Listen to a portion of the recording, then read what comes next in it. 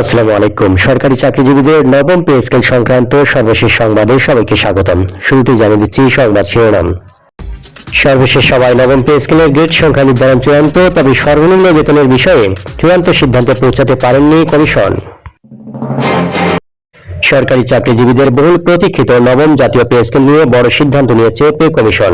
বৃহস্পতিবার পূর্ণ কমিশন সভায় গ্রেড সংখ্যা পরিবর্তনের দাবি উঠলেও শেষ পর্যন্ত আগের মতো 20টি গ্রেডই বহাল রাখার বিষয়ে চূড়ান্ত সিদ্ধান্ত হয়েছে।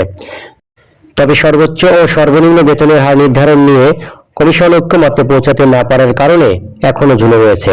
পে কমিশন সূত্রে জানা গেছে, গ্রেড সংখ্যা কমিয়ে আনা এবং পুনর্গঠনের প্রস্তাব থাকলেও প্রশাসনিক জটিলতা এড়াতে বর্তমান 20টি গ্রেডে রাখার সুপারিশ করতে যাচ্ছে কমিশন। বৃহস্পতিবার সন্ধ্যা 6:30টার দিকে কমিশনের এক সদস্য গণমাধ্যমকে জানান, গ্রেড সংখ্যায় কোনো হাত না দিয়েই বেতন বাড়ানোর সুপারিশ করা হবে। এদিকে সভায় বেতন কাঠামোর পাশাপাশি পেনশন ও চিকিৎসা ভাতা সহ বিভিন্ন ভাতার বিষয়ে আলোচনা হলেও মূল বাধা হয়ে দাঁড়িয়েছে সর্বনিম্ন ও সর্বোচ্চ বেতন নির্ধারণ। এই অঙ্কটি চূড়ান্ত না হওয়ায় বাকি সব বিষয়ে আটকে আছে। সূত্র বলছে, সর্বনিম্ন বেতনের বিষয়ে চূড়ান্ত সিদ্ধান্তে পৌঁছাতে পারছেন না কমিশন সদস্যরা। আগামী 21শে জানুয়ারি পরবর্তী সভায় এ বিষয়ে পুনরায় আলোচনা হবে।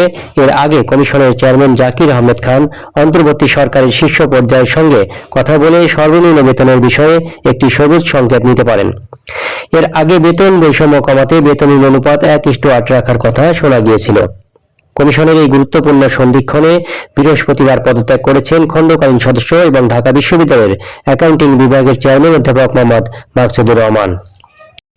এর আগে গতকাল দুপুর 12টায় সচিবালয়ে মন্ত্রী পরিষদ বিভাগের পুরাতন ভবনের সভাকক্ষে এই গুরুত্বপূর্ণ সভা অনুষ্ঠিত হয়। কমিশন সূত্রে জানা গেছে, কেবল সর্বোচ্চ ও সর্বনিম্ন বেতন নির্ধারণে নয়, বরং গ্রেড সংখ্যা, বাড়ি ভাড়া, চিকিৎসা ভাতা, উৎসব ভাতা ও অবসরকালীন সুযোগ সুবিধা বৃদ্ধির বিষয়ে বিভিন্ন বিষয়ে আলোচনা হয়েছে উক্ত সভায়। দর্শক, এই ছিল সরকারি চাকরিজীবীদের পে স্কেল সংক্রান্ত সর্বশেষ আপডেট। পরবর্তী সংবাদের আপডেট জানতে চ্যানেলটি সাবস্ক্রাইব করুন, মতামত জানিয়ে দিন কমেন্ট বক্সে। এতক্ষণ সঙ্গে থাকার জন্য সবাইকে অসংখ্য ধন্যবাদ।